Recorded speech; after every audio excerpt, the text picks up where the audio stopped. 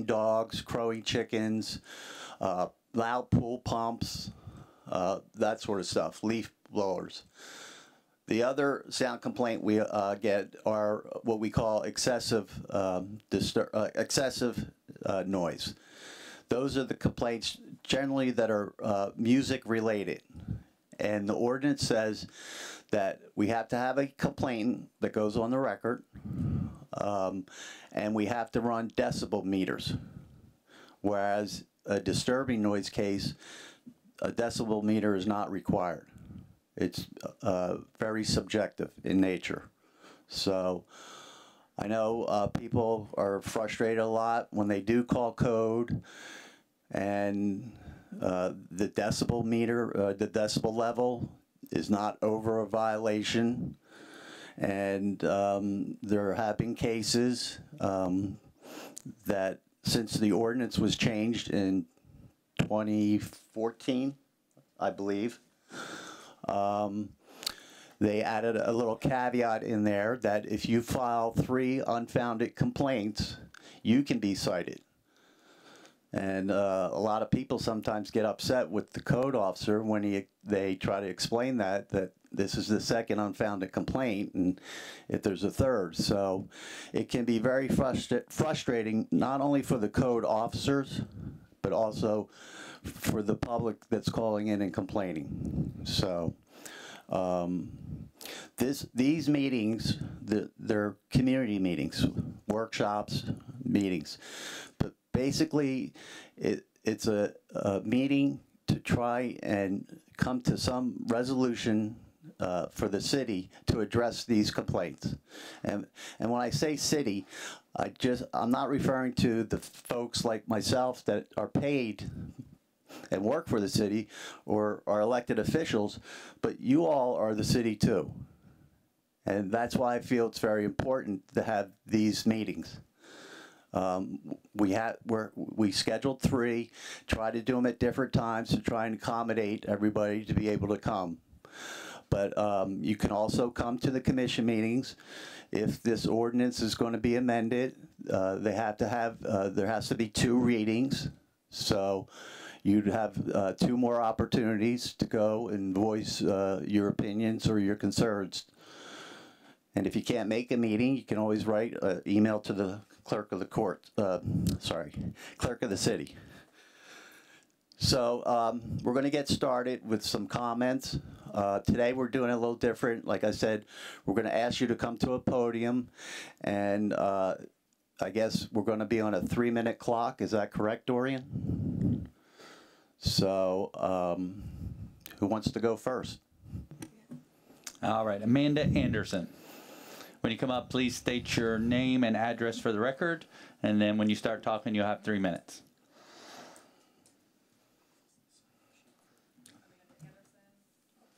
Just push the button right in the middle. Amanda Anderson, 522 Southern Street. My name is Amanda Anderson. I've been a resident here in Key West for 15 years, and I rise today to speak in favor of protecting and preserving Key West's long-standing tradition of being a creative oasis for artists, musicians, theatrical performers, and dancers. I, like many of you, support art, love art, and promote art. I am here today representing the Passion Project Dance Studio, which is located over at 522 Southern Street. And I speak in support of protecting the creative and entertainment business's right to play music in a commercially zoned area. Passion Project seeks to continue this historical and artistic tradition of dance in Key West by offering lambada, bachata, salsa, Latin, and Brazilian grooves, as well as fun Zumba and urban dance classes to locals and visitors alike. We are also booked for private events, weddings, parties, and more. Simply, you cannot have dance without live music. Dance has always been an important part of Key West's history since the 1800s, when a wooden dance pavilion called La Brisa was at the southernmost point, attracting crowds of eager dancers. Women in long dresses mingled with men as they lined up for the evening dance. Key West's Latino population has demanded dance venues for Latin partner dancings like salsa, merengue, and bachata. And this has risen to the popularity of venues like Virgilio's and Masande Pepe, which feature partner dance. The comparsa dancers were always a much loved part of Key West life and frequently paraded through Key West in the early days, often dancing to Afro rhythms with drum and skillets. The Passion Project Studio has provided the necessary rehearsal space to put on the wildly popular and successful One Step Closer to Broadway musical, Bumfarto, based on the true and infamous story of the flamboyant drug-running fire chief, along with the wild tales, characters, and history of Key West in the 1970s. Bumfarto was performed by internationally acclaimed professional dancers, actors, singers, and a top local dance team performing authentic Cuban styles. Key West history came alive through this creative, hilarious, and professionally produced musical. In closing, Key West is a place to party. It historically has always been a place to party. Since the 1950s and 60s, when Key West was a Navy party town, and before that, when Spanish Marie was running rum in the 1920s, to when Hemingway was partying at Sloppy Joe's in the 40s. Partying, live music, and dance is in our DNA. Our tourism depends on it. Our community is one that is made up of unique characters who moved here to live differently, artistically and creatively.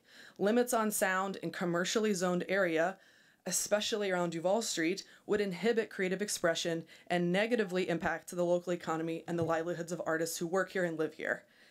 The words from the BC Boys come to mind: you gotta fight for your right to party. Thank you.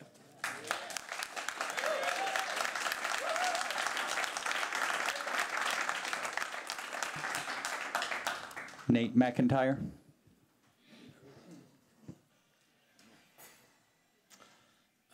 Hello, everyone. My name is Nate McIntyre with McIntyre Construction. I live at 908 Trinity Drive, number 3. I definitely did not have anything prepared as well as her.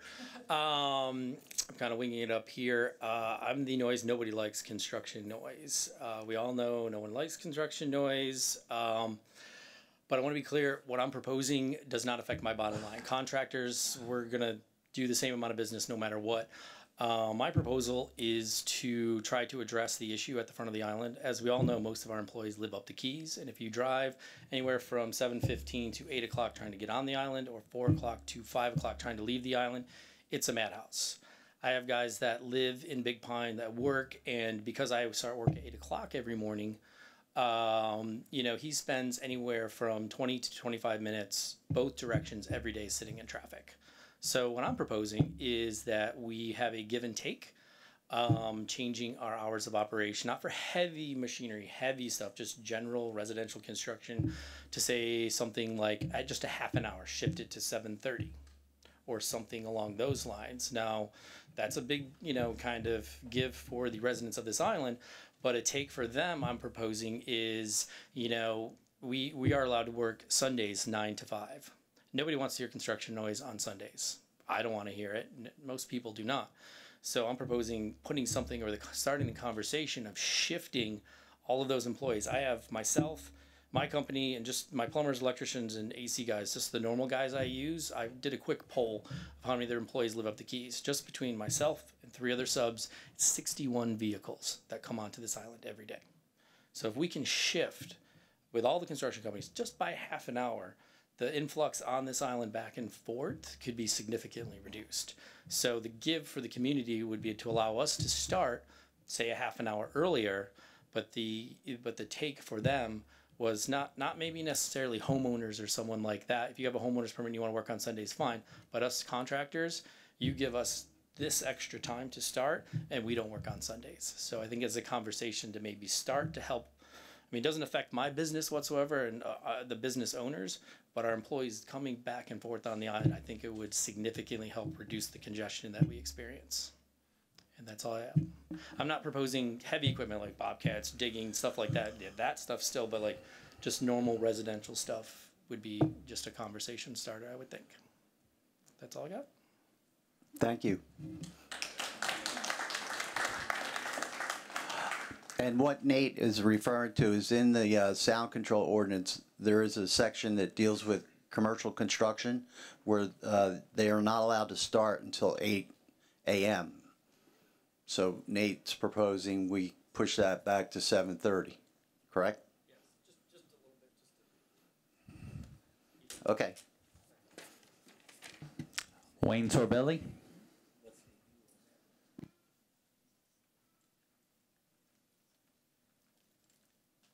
Good morning. Good morning. Is that working? All right. Thanks for the opportunity to hear me out. I appreciate you. My wife, Jamie, and I own the music store in Key West. It's called Bone Island Music to some and Island Guitar to others, and just the Sorbellis to a bunch of others. You know, this morning when she reminded me about this meeting, I sat down for a bit and just reflected. I want to see both perspectives. Why are people saying our bands are too loud? That's important to me because I think I'm bringing them great, great joy. In my music store, we're not a Guitar Center or a shopping mall. We don't have thousands of people a day or anything like that. You know, maybe 50 customers a day, you know, maybe in groups of 3 or 4 like families or friends or bands, right? And so it started me thinking that, wow, I bet I have a tremendous Rolodex over the last 13 years of conducting business in Key West. And these are people that go into a music store because they want to talk about music. And now I realize many of them are not musicians, but they're tourists here, and you can't believe why they're here. I think you already know. For the music. Because they come here to see bands they love. That's right. Now, I know they are here for water sports. I'm here for the lovely weather and the water sports and the art and the people. And I like an eclectic town. I don't want to be around everybody like me. Look at me. I want. That would just be too funny if I looked out and saw everybody look. But anyway, okay. Now, hopefully, I can just maybe just. I don't have any propositions. I have nothing formal. I came up here with nothing, no tools in my box, except for just purely what I'm experiencing as a father and a husband and a hardworking American citizen in Key West. And I'm in Key West because I want to be here. I can leave anytime I want and go anywhere I want. I am here because I want to raise my family here. And I am, and I've done that, and I'm very proud of that. Now, the people that are coming to, that's my exposure. I'm sure at the realty office, they're having a different exposure. So people coming to them are coming on vacation here. So are the realtors, you know, representing what Key West really and always has traditionally been? Are people really coming to this town for the arts and the musics? I'm talking to them when they're already here. So they're coming, they're telling me, yes, they're here for that. Now, I understand I wouldn't want to be on vacation and have somebody waking me up or preventing me from going to sleep with music that's way too loud. And I've been to places down here, and the music's way too loud. So you have to have a cap on how loud it can be. But I think it would ruin Key West if you said that you can't have any music. That wouldn't work. And to designate it just to small little areas, music should be able to be anywhere, just maybe to a reasonable sound ordinance. You know, being in a band, I can tell you 80 decibels at the sidewalk during a busy Duval evening, you can barely hear the band over the chatter on Duval Street. And that's at 80. Pushing it much less than that would take some of those 500 or 600 people on my Rolodex, who every one of them is attached to a family mostly, or at least boyfriends, girlfriends, other roommates. So I didn't realize how integral I guess I am, or at least in the scene in Key West, until I started thinking of this a little bit earlier. And my God, I touched so many lives in this place. I had to quick come here, even unprepared, and just say what I'm seeing. You know, the musicians are coming in. They're all working so hard. They don't know what's going on. I think they're just not aware. The bar owners need to be aware that their levels have consequences outside of their establishment. I think that somehow you can't be hard left or right on this, so to speak. And I don't like left or right as politics. I'm saying one way or the other, okay? I don't live any politics. I'm human. I'm an earthling, okay? I happen to dwell in Key West because I choose to, because you all made that pleasant so far. Now, people coming into Key West that don't like our atmosphere, why would they want to come here? Then I would say simply, I'm sorry, this is not the place for you. Maybe we can even help you find somewhere else that's better. Okay? Thank you. I appreciate it. That's all. I love everybody. Thank you.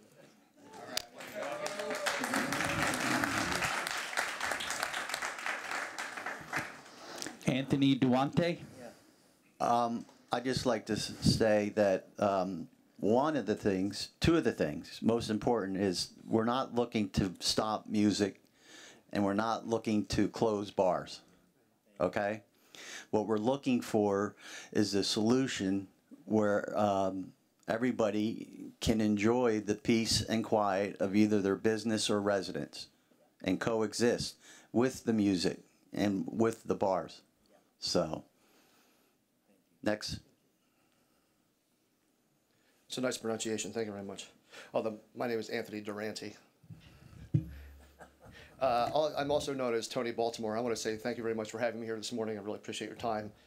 I want to begin just by saying I am a resident and homeowner in Stock Island, ironically, right across the street from where Coffee Butler used to live.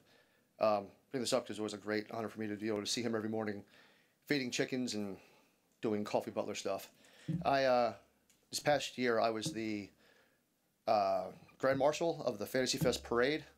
The person before me that did that was indeed Coffee Butler. I also this year was granted the award of Songwriter of the Year in Key West. And I'm not saying that to float my own boat. I'm using myself as an example just to show that there are many people in this town that you know, either from here or come here, that come here to create their art, to excel, and have many of us have done so. And that's, you know, I myself have, you know, been able to gain some international praise and, you know, national. My question is, why is this happening now? You know, it seems there are many things on that are way more important than this, such as the housing issue, Airbnb, the vacation rentals, restaurants and hotels are short staffs, and this coming up right now, it seems a little bit suspicious to me. You know, many people come here for the Key West folklore. You know, everybody's aware of the craziness of the 1970s and 80s, but you hear all the great legendary stories of the Full Moon Saloon and the big jams they had until 8, 9 o'clock in the morning with, you know, the names of Jimmy Buffett, Fats Navarro, Coffee Butler. My main focus is not the residential, it's mine's the green. That affects me most because what I'm understanding is they want to change from 94 to 85, which in my opinion is a death knell. And as far as DBs, isn't that what you have listed here? 85 or 94? Yes, but nobody's proposed, I mean, there were comments of lowering the decibels. Sure. There were also comments that said they should be raised. Okay, well, that brings me to this. In 2014 and 2016, the city had a study done because it was said that they wanted to lower from 88 to 82 at the time, I believe. And then with the study, it said, no, it should actually be raised to 94, which is where we are now. I want to state just that, as far as I know, I don't want to speak for every musician in town, but as far as I know, most of me and my cohorts, we have no problem with this ordinance as it is right now at all, especially if it's withheld and upheld by code. Obviously, you know, people will, break that standard, but most of us are completely willing to, stand by, go with that. And it's already 3 minutes. Damn. What bothers me, or what worries me, is that and a lot of us, that some of the commissioners have already made up their minds, and then maybe these workshops are maybe for show. And I don't want to believe that, but I know, for example, that one of the commissioners on this 2014-2016 era was quoted as saying, "This issue is resolved for now, but we will revisit it again in the future." And that just sounds like a bit of vindication to me. And that's what worries me the most. That because musicians in this town are part of a symbiotic circle with the hospitality, all the hospitality people here. Starting with us, you go around to all the bar owners, bartenders, servers, busboys, dishwashers, all the way around to the hotels, which right now some are operating at half occupancy. And that eventually gets to the tourist. So you mess with one of us, we all lose on that. I'm going to stop there because I know I'm going over, but thank you for your time.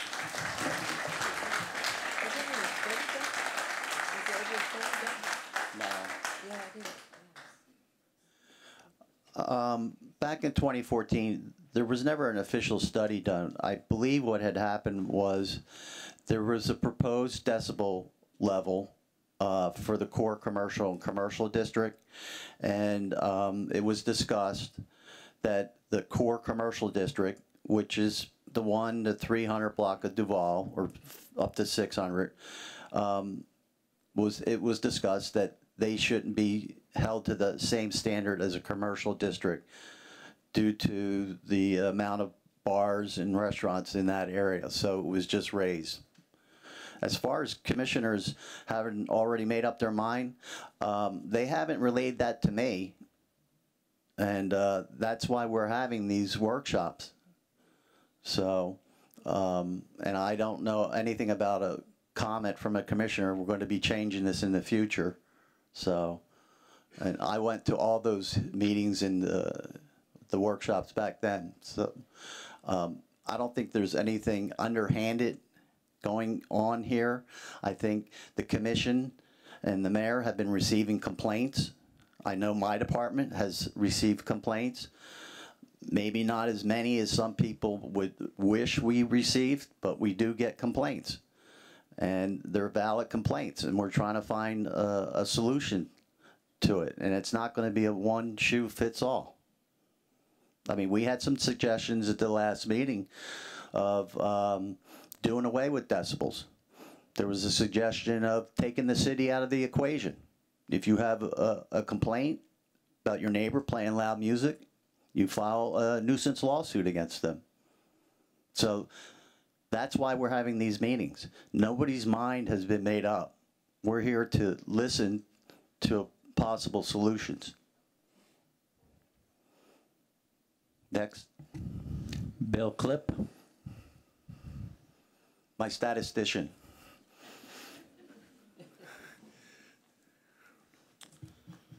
Hi, guys. I'm Bill Clip. I live at 1209 Petronia in the very quiet and sleepy Meadows. Been there for about 20 years.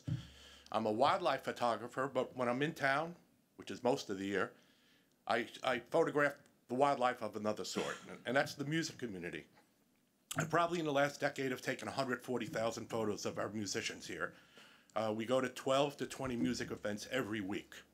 And at the first meeting, it seemed like a lot of anecdotal comments, not a lot of facts. So I asked Code if they would give me a list of every complaint, every noise complaint in the last 5 years, and they happily did. So I did some analysis of it. And most of my work was really related to the last 2.5 years. 5 years ago, who cares? Some of the noise complaints and places don't even exist anymore.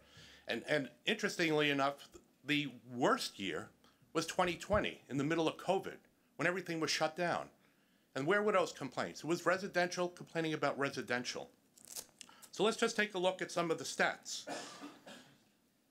Over the last 5 years, there were 194 official noise complaints. And we need to recognize that there are two types of complaints.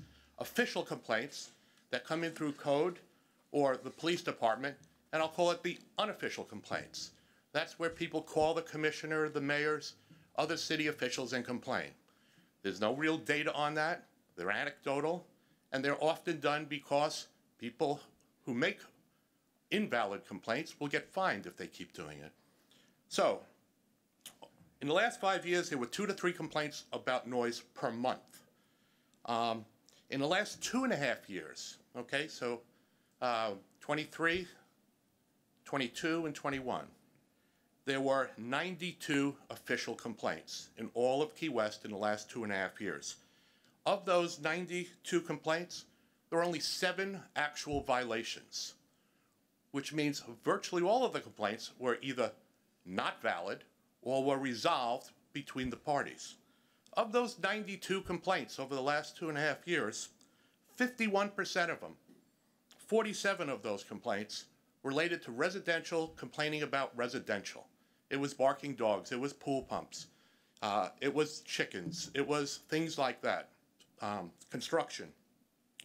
There were 2 actual violations in the last 2.5 years related to these residential complaints. If we look at another category I chose, hotels.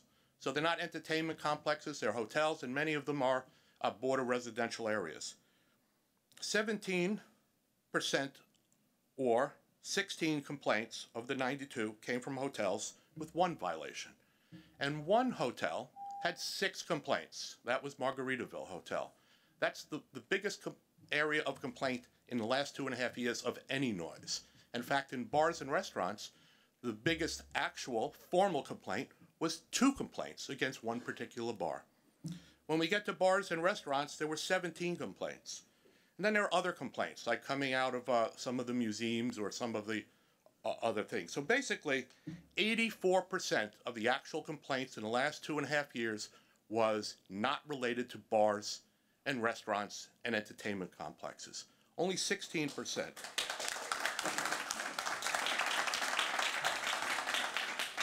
So as Tony mentioned a few minutes ago, it's like, why are we here? And when I heard at the first meeting a high level of these statistics, I'm saying 2 to 3 total noise complaints a month over the last 5 years. And when we look at where they're coming from, it's residentials, complaining about residentials, and the number of complaints coming from the music community is very, very small. Like I said, in the last 2.5 years, 17 total official complaints. So why we're here, I believe, is because of the unofficial complaints. It's the city officials who are getting nagged and getting called by some chronic complainers who no longer make official complaints because their complaints are invalid.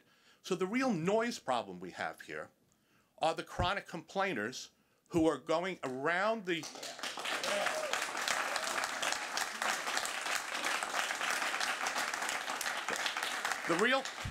The real problem we have here, the chronic complainers and a few of the chronic violators, but they're not technically in violation. They're loud, a couple loud venues. And these are coming into the commissioners, they're coming into the mayor, but they're not really recorded. They're not really followed up on, not in the same way that the official ones are. So the real noise problem we have here are people who are cowardly, who do not file actual complaints, or just don't want to follow the rules. That's all I have to say. Thank you.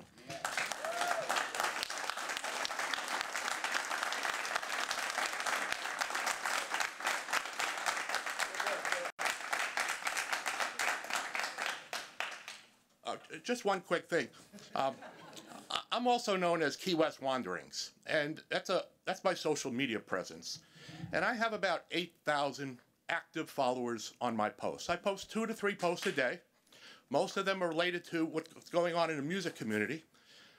Every time I make a post, there's between 1,000 and 4,000 people who are looking at that.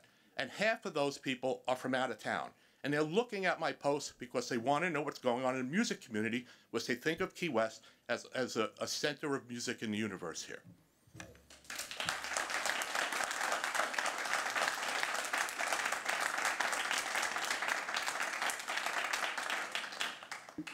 Thank you, Bill. Again, please keep your comments to 3 minutes, because if everybody goes over, everybody might not have a chance to speak. So if you do need to if you want to make another comment, you can come sign up again. But when the buzzer goes off, wrap up your comments, please. Mike Benner's next.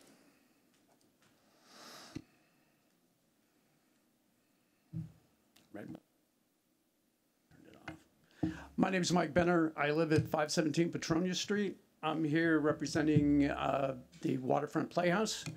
Let me start by saying, as an artistic community, we fully support all the artists here in town. We all love music as much as the next person. The problem that we're having is that the noise levels gets to the point in our community, or our little area, and even though we're in a stone building, the noise from the music basically interrupts our presentations. Our actors get a little, they have a hard time concentrating. Our audience can't appreciate what they have in front of them because they're complaining about the noise. So all we ask is that there be some consideration from the other communities to keep it down to a point that other artists can do their thing. That's all I have to say. Thank you.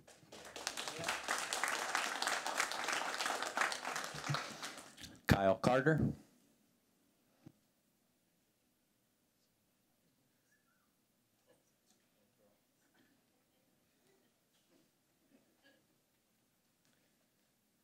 I want to first say you guys are attempting, Jim and your team are attempting to do a fairly impossible job. I can tell you that everybody here appreciates what you do. Sometimes we're face to face with you and we don't want to be. I know I have been a couple of times. Oh, I'm sorry. I'm Kyle Carter, 1213 Truman. What else, Dorian? What am I supposed to say? I love Dorian. I think he's amazing. I want to thank the Academy. No, seriously, thank you, Nick. Mayor Johnson, Commissioner Lopez. I wish everybody was here. A couple things. We're here. We were here last time. We're going to be here next time. And we realize this is a workshop, right? We realize that today is not the day that a decision gets made. Got it. What I keep hearing, though, and this is seemingly one of the disconnects, is we're not trying to stop music. Gotcha. That would be like telling a sailor that you're not trying to stop him from coming into town by draining the port. No, we're just draining the port, right? There has to be an understanding. Jim, you know this. You and your team deal with it every day. That if you get to changing it from where it is now, which is very, very reasonable, and you lessen it, you will affect music. You will change music. You will change these people's lives. You will change our lives as business owners within the community. Every single person here wants to live here in peace. But no one moved here that I'm aware of for peace. Nobody moved here and said, I Googled it, and Key West is like the most tranquil place on earth. That's. Let's see. There's Martha's Vineyard. Okay. There's the Hamptons, third on the list. No, it's like 3,000 on the list. So I would have given my 3 minutes. I didn't prepare anything. I would have given my 3 minutes to Bill, because I think if you look at the statistics, I think if you look at the facts, I think if you look at how a sweeping change like this would affect a whole lot more than just a bar, just a restaurant, just a musician, just the Uber driver that brings people back and forth, or any of the 1,000 myriad people that this affects, this is a whole lot more complex situation, as you guys know. So who are the people showing up? Last time, I'll say it was us. This time, it's us. Next time, it'll be us. When it comes to the commission, it'll be us. Us is who own the buildings, who own the properties, who own the businesses, who employ the people, who pay the taxes, who care just like you do. The fact that we're having these meetings is paramount. We're going to be here. We'll be here every time. And I'm positive we'll come up with a solution that works to not affect all the people that are showing up here. Thank you.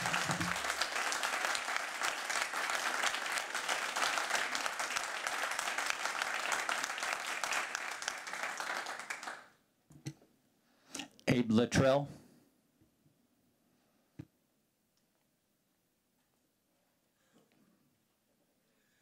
Good morning. My name is Jay Luttrell. I represent Heroes Bar on 506 Southern Street.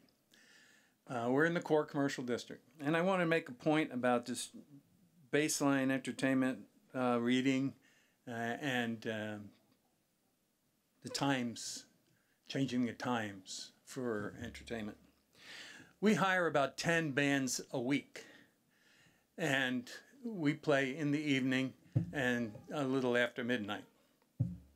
Since the creation of the Coffee Butler Amphitheater, our business has shifted to the late night because people go to the events there and the music and all, and afterwards they're not ready to go home, and they come to our bar. So changing the time will cut off a major margin for our business, which all businesses are marginal. You take, if the business has 10% profit and you take 20% of revenue away, they're out of business. And that's essentially what would happen by changing the times for which we can have music. So I would like to say, don't change the times, because it has a significant impact on when the bands play, when the singers sing, and when we can have people come to our establishment. Thank you.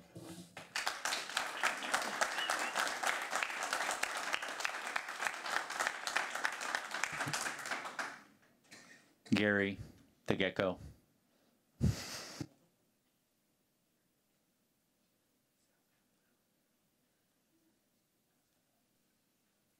I have so many names. Gary Eck, 201 William Street, Historic Seaport. I've been here about 18, going on 19 years. Know most of you pretty well, and you too. And these guys, working with these musicians, came down for Fancy Fest to videotape and got stuck in a hurricane. Well, that's when I decided I really liked Key West better than Miami. After Wilma, I saw the camaraderie and the way an island will take care of its own people, not just the city of Key West people, but all of the people, embracing them as they got here and got stuck like me.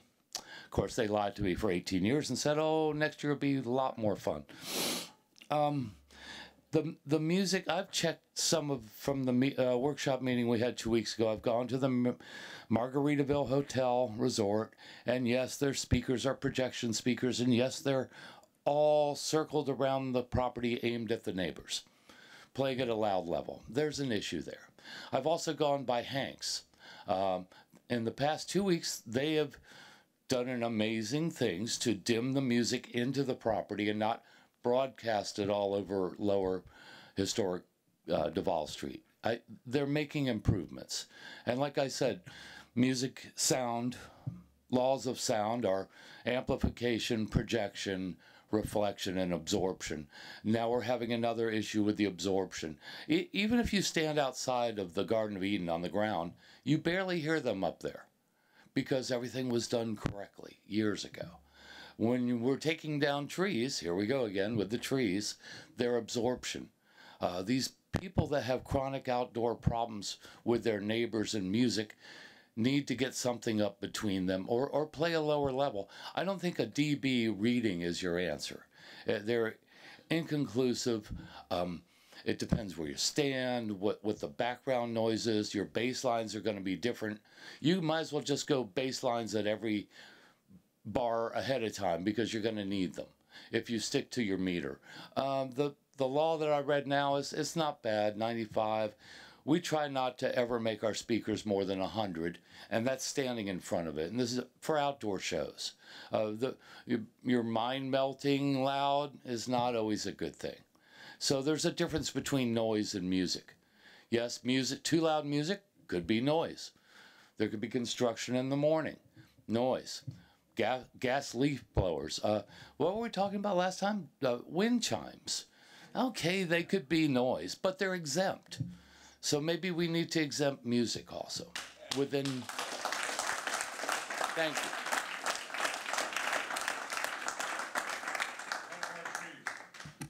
Brian Zach.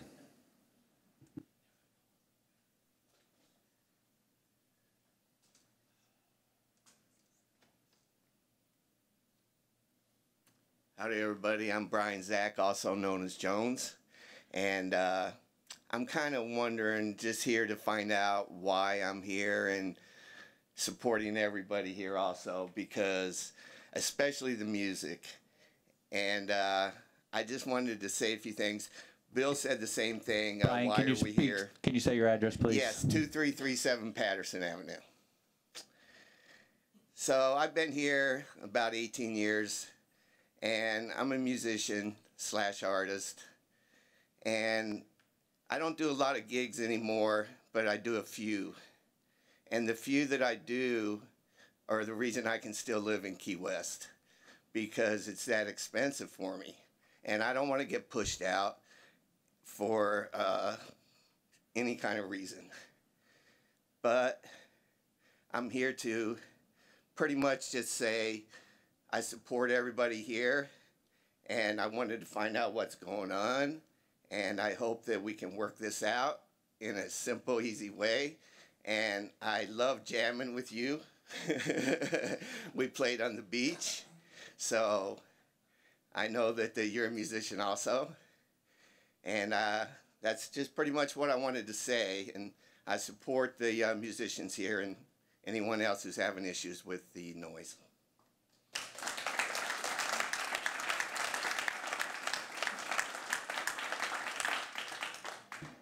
Ralph Sayard Jr.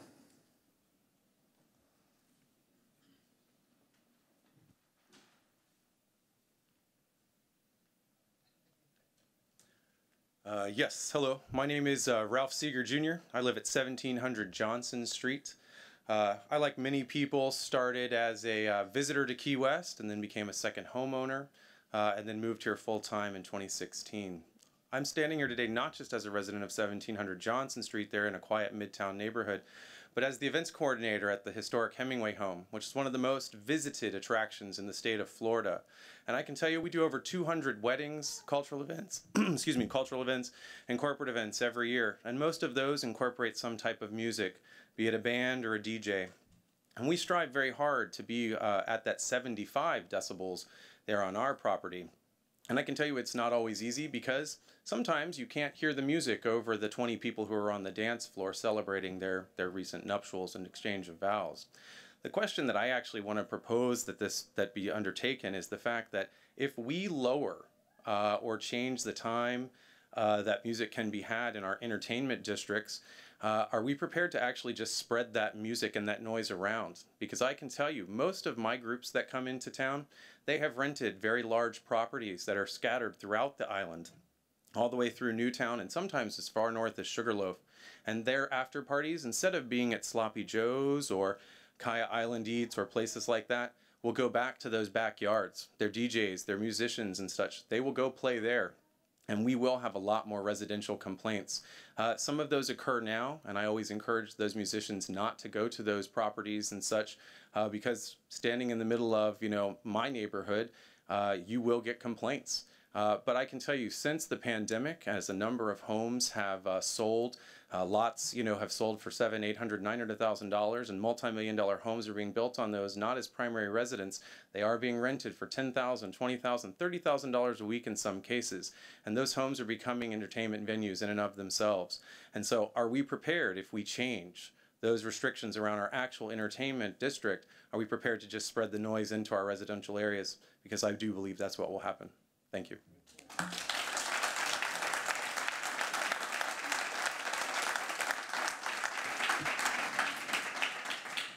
Patrick Stetcher.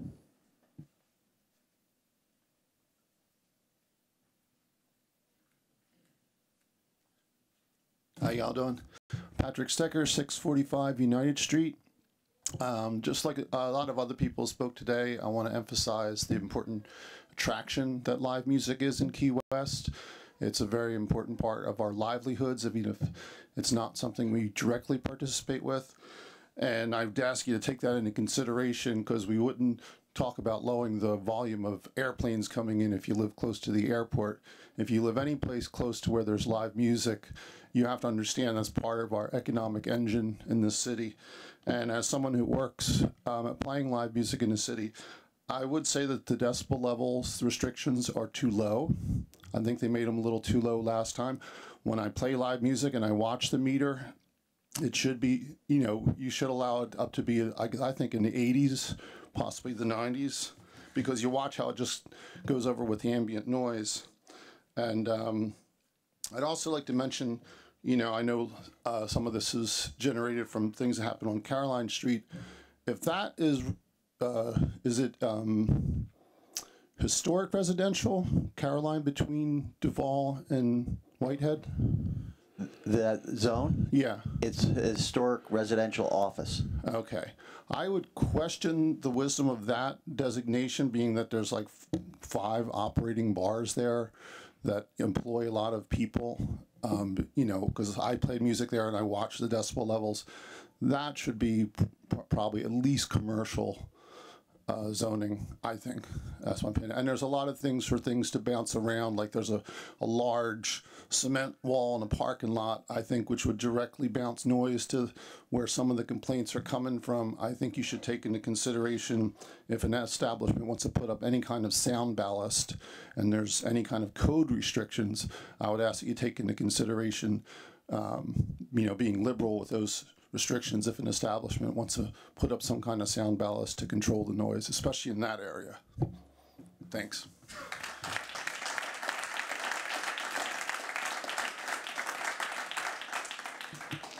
The next one, it looks like the last name is Kalman.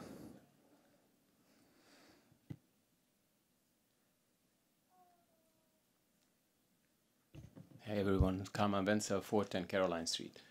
I agree with many of the speakers before. The gentleman before said that Caroline Street. One part of Caroline Street is a core commercial. That's they can play music at 95. The other side is as Mr. Jim Young said, is residential. Anyway, what I want to say, I also want a property on the beach. The only thing I'm missing is $4 million. If you want to play music at 95 decibels, start a bar where you have the right to play 95. Don't start a bar in a 75 zone and try to play it 95 if, and then try to change the zone because of you. That's what I would say. And then I want to go back to the gentleman with the guitar store. He's 100% right. The other gentleman was asking why it's happening now. It is happening now because there's more and more businesses and the competition is getting fierce. So these businesses are trying to they're trying to play louder and louder to draw crowds to themselves. And that's the problem. It's not the problem. I live on Caroline Street and I sleep there. Most of you go home and sleep in your quiet houses. And I moved there and I know what it is. It's my problem. It's not the bar's problem. That's my problem. I chose it. I agree with it. What I don't agree with is trying to overplay each other. And I'm telling you, 75, you can sleep. You get used to it and you're fine. 95 at the Bull Bar or whatever, they don't play 95 by the way, but if they do, you can sleep with it. It's fine. The problem is when you go over that limit. So there was another gentleman who said that in the last 2 minutes he did some statistics. Well, those statistics are not right. I'm telling you why. We had one noise complaint in the past 5 months, one that was founded. In the meantime, I did more than 100 recordings, video recordings, screenshots, and decibel recordings. Hanks, who's supposed to play the music below or up to 75 decibels, was playing over 100, sometimes 120. One gentleman before mentioned that they made some improvements. Yes, they made some improvements. Now they're playing 85, 92, 100. I have a video, next time I can present it. If those who are familiar with decibel, 85 is 10 times over the legal limit. 95 is 100 times over the legal limit. So I don't think anyone should change whatever is in effect now. Somehow make sure that if I have 100 recordings, can you imagine thousands of violations and only one complaint? Somehow, all together, we have to figure out a way to keep these people out of business because they knew what they are doing. They opened a bar in a residential zoning and they're doing it because they're drugging crowd from Duval Street. Revoke the license. That's it. It's just not fair. And they are taking clients from other bars. That's a successful business. I understand. They did it for I don't know how many years, 2 years, 3 years, 4 years. Keep it at 75. And somehow the city or the commission has to believe us. When I show 100 recordings, I just ask you to believe me that those are valid. Also, we have a meter on a heritage house that's recording 24/7 for many months. There's a PDF, you print it out. You say half of it is scooters, roosters, cars, whatever. Just believe half of it. You will see. 92. And it starts at a certain number. I can even tell you the bands. I can even tell you the bands which ones. There is one guy, at this moment I don't remember his name. He never goes over. Never. It happened one time, yesterday. And I was feeling very bad to do anything against him because he never did it in the past half year. Anyway, I don't want to take anyone else's time. I hope I didn't offend anyone. That's the reality. Thank you so much.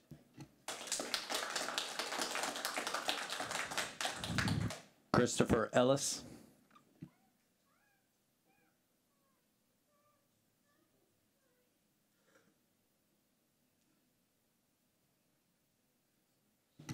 Susan Mitchell.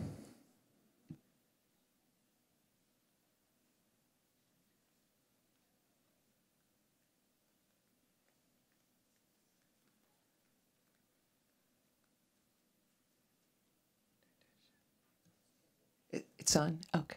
Hi, I'm Susan Mitchell, 824 Terry Lane. And I spoke at the last meeting, so I'm going to talk about something different at this meeting. I'm lucky enough to live in close proximity to Hemingway House, to Andy's Cabana, to Blue Heaven, and to Ram's Head. Because last weekend I was lucky enough to be at the New Orleans Jazz Festival, and they're having similar discussions in New Orleans. And their commission came strongly in favor of the music. And they said to the neighbors who live in downtown New Orleans, this is where jazz was invented. And you can't, you know, live in a town where jazz was invented and try to reverse the music there. When Blue Heaven was created, I know Clayton was around then, and I was a tourist back then. It lifted the community. As many people have already spoke, these cities are prosperous because of the music. The mayor of Knoxville, Tennessee, in the early 20s, was asked by country music officials if Knoxville could host the Grand Ole Opry, and he said, too much noise, too much music, too many sinners. He turned them down. And the people of Knoxville now cuss the mayor of Knoxville back then, because Nashville is the most prosperous, by far, city in the whole state. And I just don't want our commission to make any mistakes like the mayor of Knoxville did, because he thought music was noise.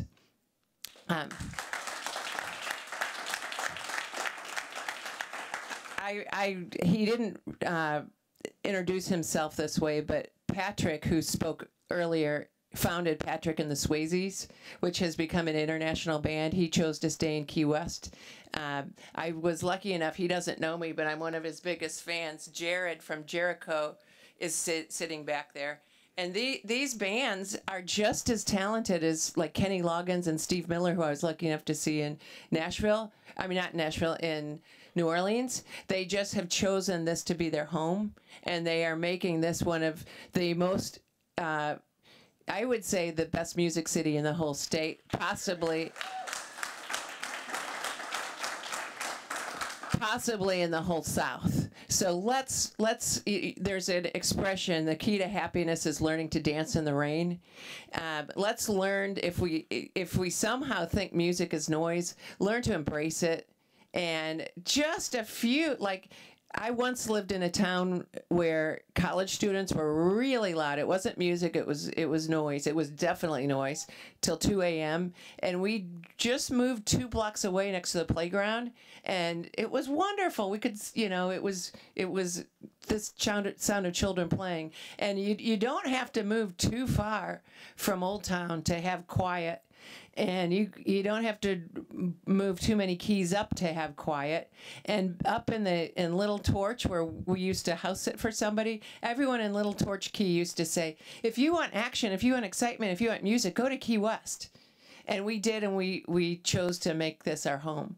And I don't understand how anyone can call the music that people like Patrick and the Swayzes, like Jericho, like all the musicians in this room are creating, and call it noise.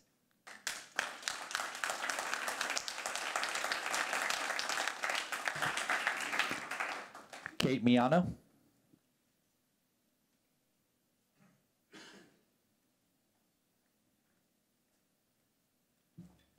Hello, everybody. Kate Miano, 618 Free School Lane. I've heard a lot of things today, and I agree with most of them. I love music myself. I also live in Old Town, a block away from Duval Street. It's a pretty quiet block of Duval Street where I butt up against it. But I also own a hotel that's a block away from Duval Street and we have music every night of the week, just from 5 to 7. So obviously I adore music and think it's an integral part of our community. The question remains is, what is an okay level to play that music at? I'm not talking about residence. I chose to live where I live. I'm talking about some of the establishments, specifically on Duval Street, and a gentleman was talking about on Caroline Street, if they're playing the music above whatever's decided on, that's the decimal limit, to get people to come into their establishment as opposed to their neighbor's establishment, to the point that it's so loud that it's detrimental to their neighboring businesses that may be bars and restaurants too. It seems like a lot of times they're trying to outdo each other, come to my place by playing music that's extraordinarily loud. You know, maybe there haven't been a lot of complaints, but I can tell you I could have made several phone calls over the last couple months about businesses on Duval that are right next to other businesses that maybe don't have live entertainment. Maybe it's a restaurant where it is so loud, I wouldn't want to eat at that restaurant on a Sunday afternoon because of the amount of entertainment and the loudness of that scene in the middle of a Sunday afternoon every week. So I'm just saying, be respectful of your other businesses. We appreciate entertainment. We appreciate all the singers in Key West, but be aware that what you do affects other businesses and other businesses that are trying to get that business as well, but to do it at an extreme level is just not good. Also, I'm a board member for Waterfront Playhouse, and recently a bar changed hands, and when you're in the Waterfront Playhouse, you absolutely hear those bands. I don't know if anybody's ever made a complaint to code compliance about that, but it's real, and that the Waterfront Playhouse has been there for 77 years. And anyway, just be respectful, everybody. Thank you.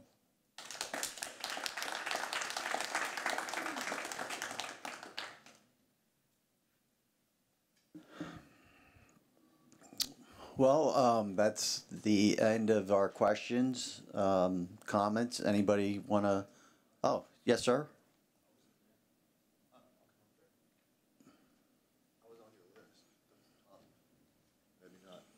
Anyway, it doesn't matter. I'm Philip Costa. I'm 813 Whitehead Street. I was on that list. I was on the wrong list, maybe. Oh, I didn't hear it. Okay. Anyway, I live between Ram's Head and Bourbon, and I bought there 4 years ago. I knew what I was buying. I mean, I love the music. I know that a lot of my neighbors have complained against Ram's Head, and they've had a court battle and lost. Probably not going to be so popular with my neighbors, but I love the music. I'm here because of the music. Back in the olden days, you know, Coffee Butler, we had Chip Chase, we had all those guys. Was it Weeks? You know, they played horns and trombone, all that stuff. They didn't have a limit to what they could play. There's no way you could stop an artist, you know, from playing his heart. So I think I must live in the green area or the yellow area. And, you know, when I want to go down and listen to good music, or it's louder down there, I know it's louder down there, I love it. And I go down there. But I bought in another area that is still loud, and it doesn't bother me a bit. So if I bought down there, I didn't like it, I'd just move. So, and it's one thing if I bought there and it was already like that. It's another thing if it changed while I lived there. And like I say, I live in the Bahama Village. You know, it's great. There's nothing wrong with it.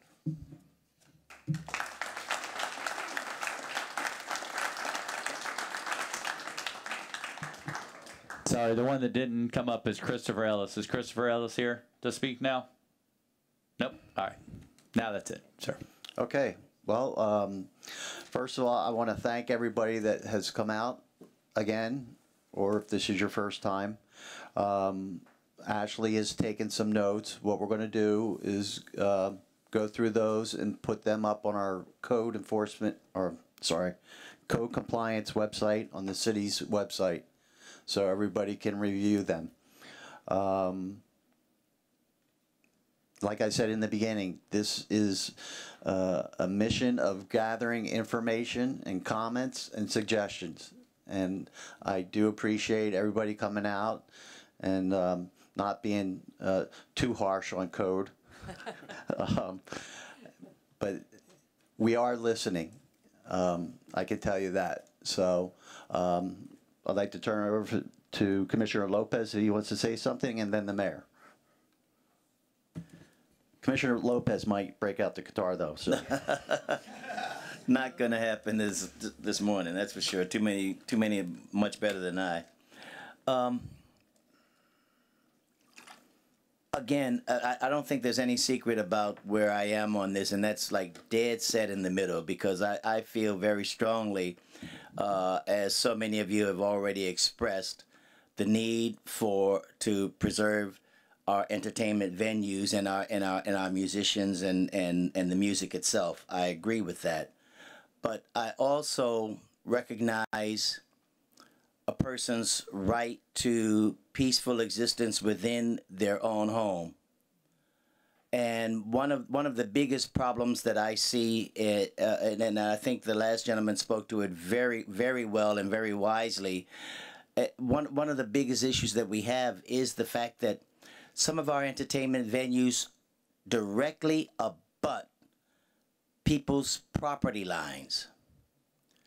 Where that exists, you got to understand how difficult that is for that person. Hey, again, guys, you know, as I said, I am a musician, and many of you already know that myself. I am.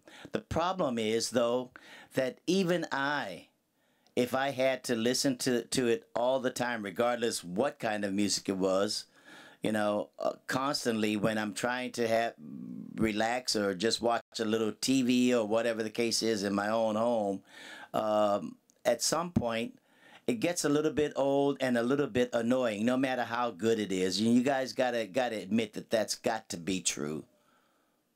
That said, finding that what we call a happy medium is really going to be something that perhaps we can live with, but where nobody will actually be completely happy.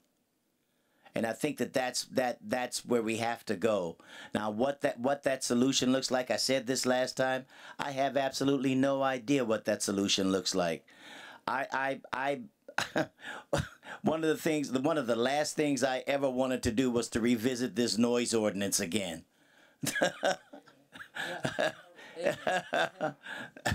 So, but by that same token, again, we've got residences that we represent, and we also represent you musicians, you entertainers. It's important that we try and find whatever that happy medium may be. And that's all I got to say, Madam Mayor. I want to thank everybody for coming out and everybody for expressing themselves as well. Thank you, Clayton. Thank you, Clayton. And I want to echo those thoughts. Thank you, everyone, for taking the time out of your day. And I'm sorry I missed the first workshop. I was traveling because it's so important to get input. Let me dispel a couple rumors here, because I heard a couple comments. We are not here to take away music. In fact, Clayton and I were two of the very strongest supporters to spend, $32 million on the Truman Waterfront Park and to bring an amphitheater there. And believe me, it was on a very divided commission that we supported that. I truly believe that Key West should be the music capital of the Southeast United States, and we are working very hard to do that. And I just want to say, we set up here and we represent everyone. And there are instances, and I think we've all experienced them, where a couple of speakers have mentioned it. Somebody raises their decibels and then somebody else raises them just a few more to bring customers in, and we do have those. Is it throughout Key West? No, it's not. But we have, as elected officials, to balance not only the vibrancy of our economy, but the quality of life of our residents, who also came here and spent lots of money on a resident, just like people spent lots of money on a business. So we're trying to balance these two balls. Not always easy, but we do it by bringing out the community, by listening, and to try and come to some level of a compromise. which appears to be a dirty term in today's politics, but we are really trying to come to some level of compromise, which keeps your businesses thriving and also keeps residents being able to enjoy the quiet beauty of their own homes. So I think we can get there. I mean, we've worked out a lot of issues in this community, and I think we can get there. It has been 9 years since we revisited the noise ordinance, and as Clayton mentioned, we've had changes in the business community. We've had changes in people who are moving into Key West. Certainly COVID changed the types and numbers of people that have bought in Key West. So it's time to take a look at it again. It's time to come to some levels of compromise. And I think Kate probably said it the best. It's just a simple respect for our neighbors and our neighborhoods, both ways. And so that's what we're trying to get to. We will be here for the third workshop, and then we'll sit down and we'll noodle through it as a city commission. But please, we're not trying to shut down music. We're not trying to create any draconian types of laws. We are, I mean, we're Key West, and Key West has a certain vibe, and it has a certain feel, and much of that is generated via the music and the incredible musicians that we have in town, but also the Waterfront Playhouse is an incredible venue that has the right to operate, you know, in their own right. So it comes down to we need to take a look. We need to be a little bit more respectful of what's going on around us in both areas. So again, thank you so much for coming in here. Thank you, Jim, for running a really good meeting. And I look forward to seeing the third workshop and hearing the input there. So thank you so much. Thank you.